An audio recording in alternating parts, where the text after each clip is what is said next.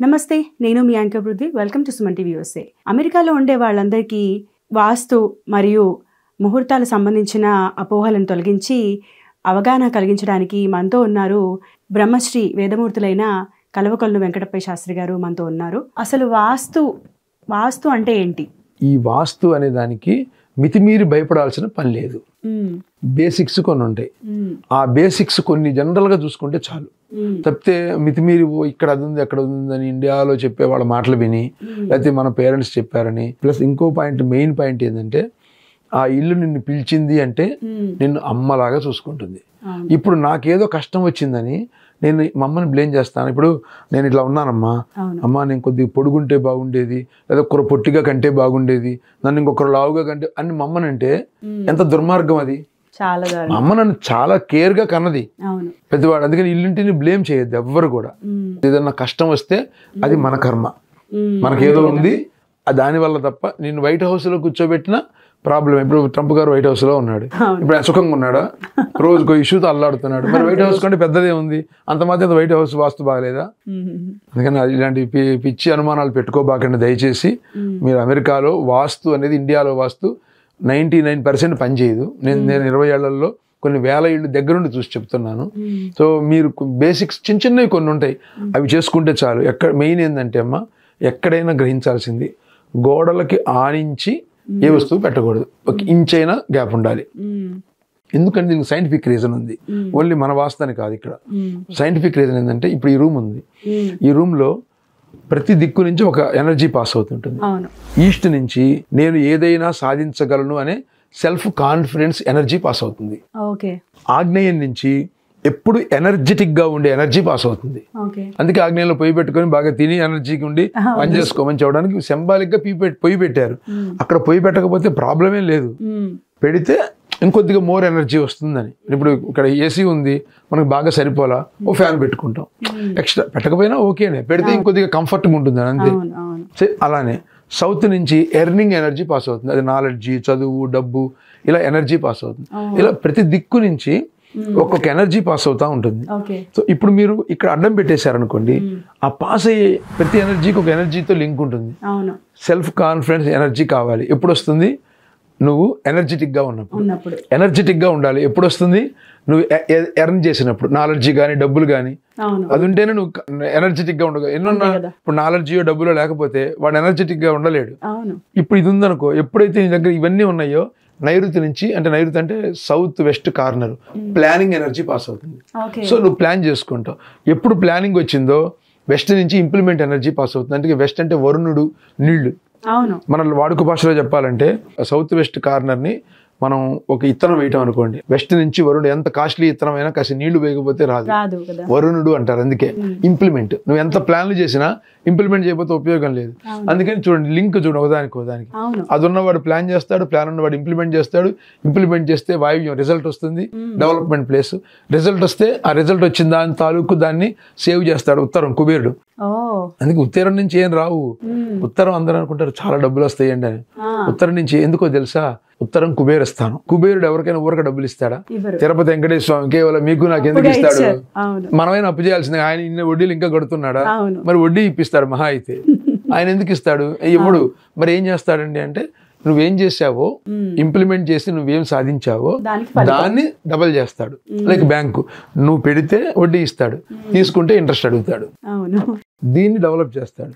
ఎప్పుడు దీన్ని డెవలప్ అయిందో, నువ్వు అనుకున్న వాటికంటే వచ్చిన వాటితో ఇంకా డెవలప్ అయ్యి బాగా వచ్చిందో, ఈశాన్యం, peace of mind, devotional energy, ప్రశాంతంగా ఉంటావు. ఈశాన్యంలో దేవుడిని పెట్టుకుంటాం. ఎందుకు పెట్టారంటే ప్రశాంతత కోసం. ఇప్పుడు నైరుతిలో మాస్టర్ బెడ్రూమ్ అంటారు ఇండియాలో. ఎందుకు? ఇదివరకు పాతకాలంలో ఒకే బెడ్రూమ్ ఉండేది, ఇంటి పెద్ద ఉండేవాడు, మిగిలిన వాళ్ళంతా హాల్లో పడుకునేవాడు. ఆ హాల్లో వాళ్ళు పడుకొని ప్లానింగ్ చేసుకుంటారు. అరే రేపు పిల్లలకి స్కూల్ ఏంది, ఇదేంది, అది ఏంది, అమ్మాయి పెళ్లి ఏంది, ప్లానింగ్ చేయడం కోసం నైరుతిలో మాస్టర్ బెడ్రూమ్. ప్లానింగ్ ఎనర్జీ, నువ్వు అక్కడ బెడ్రూమ్ ఉన్నా లేకపోయినా ఎనర్జీ వస్తుంది, నువ్వు చేస్తావు. ఉందనుకో కంఫర్ట్ ఇంకొద్దిగా బాగుంటుంది. ఇలా ఈ 8 దిక్కులు, ఆకాశం నుంచి ఒక ఎనర్జీ పాస్ అవుతుంది. అదేంటంటే చూడు, కింద క్లౌడ్స్ ఉంటాయి, ఒక్కోసారి కలర్ఫుల్ క్లౌడ్స్ వస్తాయి, అంటే సన్ను పడితే. ఒక్కోసారి బ్లాక్ క్లౌడ్స్ వస్తాయి. వేదాంతం ఏం చెబుతుందంటే బ్లాక్ క్లౌడ్స్ ని కష్టాలని చెబుతుంది, కలర్ఫుల్ క్లౌడ్స్ ని సుఖాలు అని చెబుతుంది. పైన ఆకాశం నేను, ఇప్పుడు ఈ ఆకాశానికి ఈ క్లౌడ్స్కి ఏ సంబంధం లేదు, చాలా దూరం ఉంది. కానీ ఆకాశం ఎప్పుడు ఇవి నావి, ఈ కష్టం నాది, ఈ సుఖం నాదని ఫీల్ అవట్లా, అది హాయిగా ఉంది. అలానే నేను కూడా నాకు వచ్చిన కష్టానికో సుఖానికో పడిపోకుండా ఈ రెండు వస్తుంటే నాకేం సంబంధం లే, ఒక రోజు ఇది వస్తుంది, ఓ రోజు ఇది వస్తుంది, ఇట్స్ ఓకే అనుకుని నువ్వు కూల్గా ఉన్నావు అనుకో, నీ లైఫ్ కూల్గా ఉంటుంది అనే ఎనర్జీ పైనుంచి పాస్ అవుతుంది. కింద నుంచి ఎర్త్ భూమి నుంచి పేషెన్సీ ఎనర్జీ. ఎవరో ఒకళ్ళు నీ లోకంలో హట్టు చేస్తూనే ఉంటారు, అది లోక సహజం. హట్ అయిన ప్రతివాడికి సమాధానం చెప్పబాకు, వాళ్ళ దగ్గర కూర్చొని డిస్కషన్ పెట్టబాకు, ఎందుకంటే వాడికి ఏం లేదు కాబట్టి నిన్ను కామెంట్ చేస్తున్నాడు. నువ్వు కూర్చొని వాడి దగ్గర కూర్చుంటే నీ పని ఏమైంది, నీకు పని లేనట్లు లెక్క అప్పుడు. అవును కదా. సో అందుకే కొంతమంది చూడండి, పెద్ద పెద్ద వాళ్ళు స్పందించరు దేనికి, నువ్వు ఏమన్నా తిట్టు, మెలకుండా వాళ్ళు వెళ్ళిపోతారు, ఒక్క మాట కూడా మాట్లాడరు, ఎందుకంటే టైం వేస్ట్. మాట్లాడితే వాడు రెండు మాట్లాడతాడు, ఎందుకంటే వాడు ఖాళీగా ఉన్నాడు, నువ్వు పని చేసుకునేవాడు. అంటే చాలా మంది వాళ్ళకున్న బాధలు మన మీద వేయడానికి ఆ నెగటివ్ ఎనర్జీని మన మీద పాస్ చేస్తారు. అది తీసుకోవడమా తీసుకోకపోవడమా అనేది మన మీద ఉంటుంది, మనకెందుకు కదా వాడితో అసలు.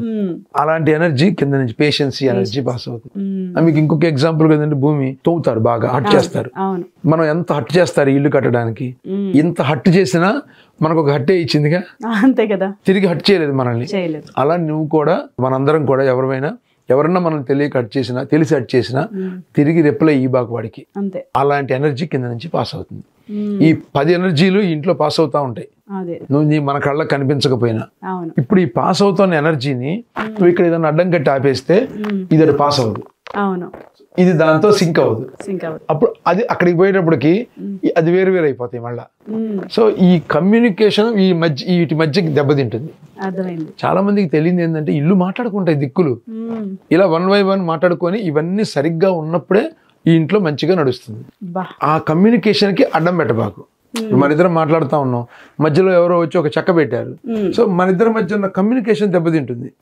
ఈ గ్యాప్ వచ్చినప్పుడు ఆటోమేటిక్గా మొత్తం సిస్టమ్ దెబ్బతింటుంది. అంతే కదా. నువ్వు ఎటు పెట్టినా ఒక్క అంగుళం గ్యాప్ వదిలిపెట్టి పెట్టు. అది వెరీ సింపుల్ రెమెడీ. ఈ చెత్త రెమెడీస్ అన్ని వీళ్ళందరూ చెప్పేవి ఏం అవసరం లేదు. కొన్ని ఎక్స్ట్రీమ్ పర్సన్ ఈ విషయాల్లో కొన్ని ఉంటాయి. అసలు వాస్తు తప్ప నేను అంటలా, వాస్తు 100% వాస్తవం.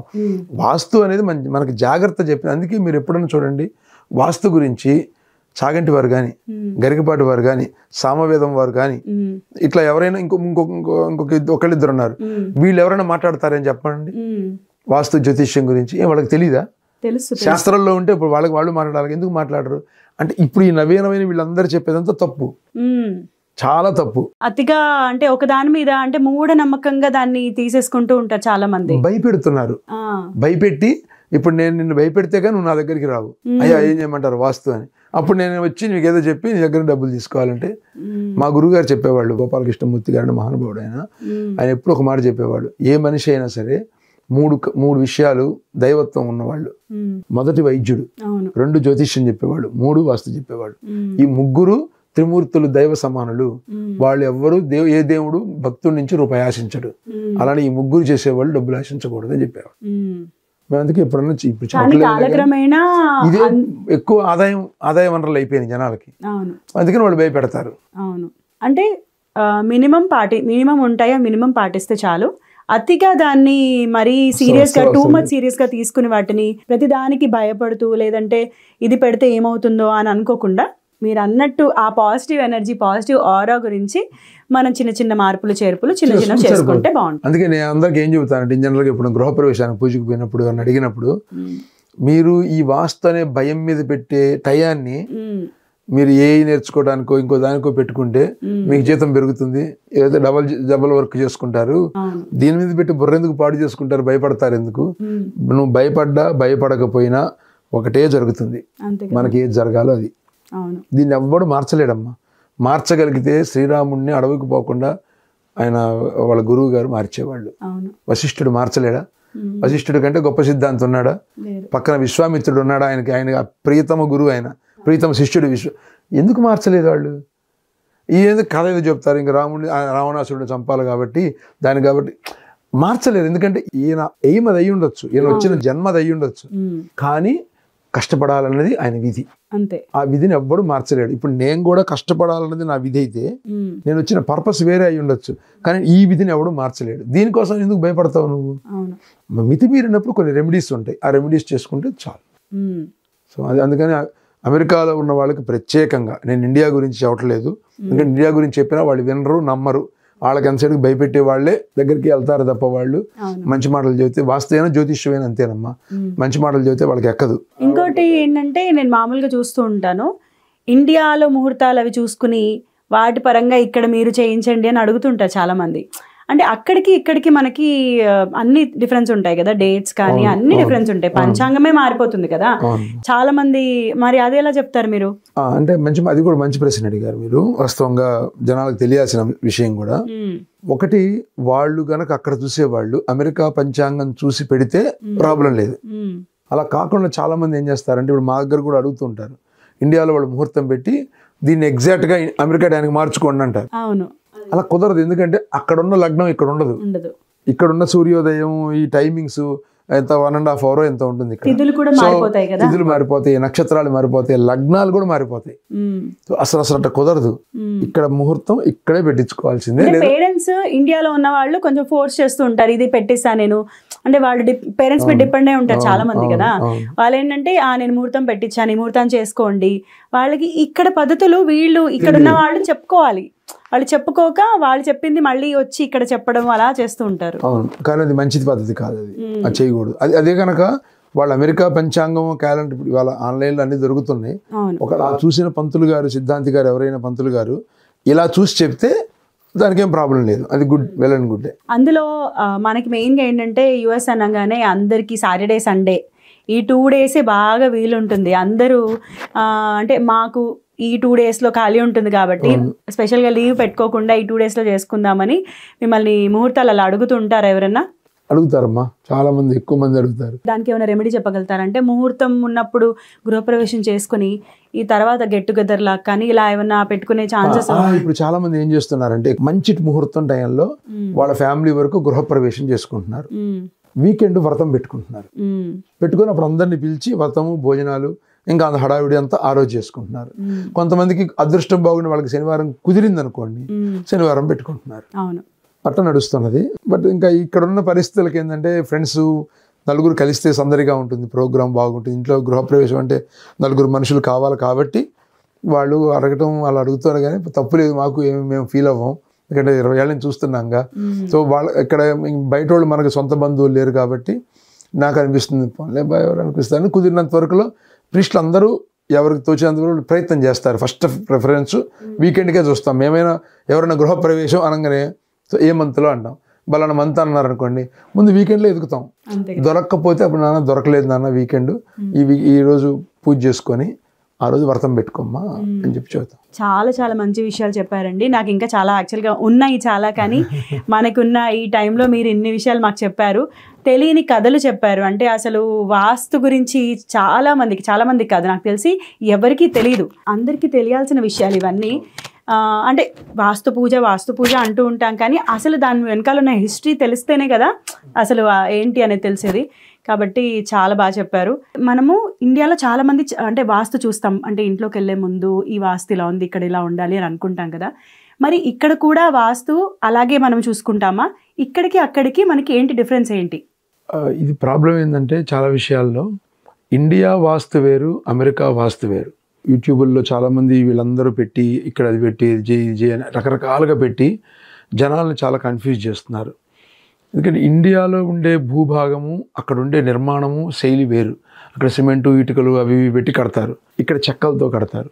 సో ఈ సందర్భంగా వాస్తు అనేది అక్కడికి చాలా డిఫరెన్స్ ఉంటుంది. ప్లస్ అక్కడ స్థలం అంటే మనకు ఒక స్క్వేర్గానో లేదా సమచతురస్రంగానో ఉండి కొద్దిగా ఇంత తక్కువ ప్లేస్ ఉంటుంది. ఇక్కడ ఎకరాల్లో ఇళ్ళు ఉంటాయి. చాలామంది చెప్పేదాన్ని బట్టి ఈ స్థలాలను అంతా ఇటు ఉండాలి అటు ఉండాలని చెప్తారు. ఇప్పుడు ఒక 5 ఎకరాలు ఇల్లు కట్టుకున్నవాడు లేదా ఎకరంలో ఇల్లు ఉంటాయి, ఇక్కడ దాదాపు 1/2 ఎకరంలో ఉంటాయి, ఆ మొత్తం స్క్వేర్ చేయలేడు. అలాగని మొత్తాన్ని ఏ మూల దెబ్బ తినకుండా కరెక్ట్గా చూడాలంటే అసలు వల్ల అయ్యే పని కాదు, డబ్బులన్నీ దానికి అయిపోతాయి. అందుకనే ఇండియా వాస్తుకి అమెరికా వాస్తుకి కొంత అంటే మొత్తం మార్పు ఉండకపోవచ్చు, చాలా వరకు డిఫరెన్స్ ఉంటుంది. ఉదాహరణకి నేను 20 ఏళ్లలో కొన్ని వేల ఇళ్ళు గృహప్రవేశాలు చేయించాను. ఎన్నో ఇళ్ళు నేను ఏ ఇంటికి వెళ్ళినా నాకు ఇది ఇష్టం అలా గమనించుకోవడం, చూడటం అనేది. సరే, ప్రతి ఇంటిని గమనిస్తున్నాను. ఇన్ని వేల ఇళ్లల్లో ఒకటో రెండో మూడో తప్ప, ఖచ్చితంగా చెప్పాలంటే లెక్కలతో 2, 3 తప్ప ఏ ఇంట్లో కూడా ఆగ్నేయంలో పొయ్యి నీళ్ళు ఒకటి కనిపించరా ఇప్పటి వరకు. ఏది కొంతమంది సరే కట్టించిన ఇళ్ళు అంటే వేరే సంగతి, కట్టుకునే ఇళ్ళకి కూడా పర్మిషన్లు దొరకట్లా. మాకు ఇక్కడ పొయ్యి కావాలి, ఇవ్వట్ల పర్మిషన్. సో అయినా సరే ఇక్కడ అందరూ బాగున్నారు, ఏం ప్రాబ్లమ్స్ ఏమి లేవు. ప్రజల్లో అపోహ ఏంటంటే ఈ ఇల్లు అనే టైంలో యూట్యూబ్లోనో అక్కడో ఇక్కడో కొంతమందిని అడగగానే అక్కడేదో వాళ్ళు చెప్పిన విని అమ్మో ఇది ఇట్లా ఉందేమో అట్లుందేమో భయపడుతూ ఉంటారు. అసలు ఫస్ట్ ఆఫ్ ఆల్ వాస్తు గురించి తెలియాల్సిన అంశం ఏంటంటే, మేము ప్రతి శివరాత్రికి కాశీకి వెళ్తాం. అక్కడ ఒక పెద్ద సాధువు ఒక ఆయన ఏం చెప్పారంటే, ఆయన ఒక పెద్ద గురూజీ, అయ్యా చాలా మందికి తెలీదు, మనం ఇంటికి వెళ్ళి ఇల్లు నచ్చింది, ఈ ఇల్లు నేను కొనుక్కున్నాను, ఇష్టపడి కొనుక్కున్నాను అనుకుంటారు అందరూ. అది తప్పయ్యా. నువ్వు ఇంటిని కొనుక్కోవట్లేదు, నువ్వు ఇంటిని ఇన్వైట్ చేయట్లేదు, ఆ ఇంటికి నువ్వు నచ్చావు కాబట్టి నిన్ను తనలోకి ఇన్వైట్ చేస్తుంది. అంతే కదా. అంటే మనం ఇప్పుడు ఎవరైనా ఫ్రెండ్ ఇంటికి వెళ్తే ఫ్రెండ్ నన్ను పిలిచాడు, స్వామి మా ఇంటికి రండి అని.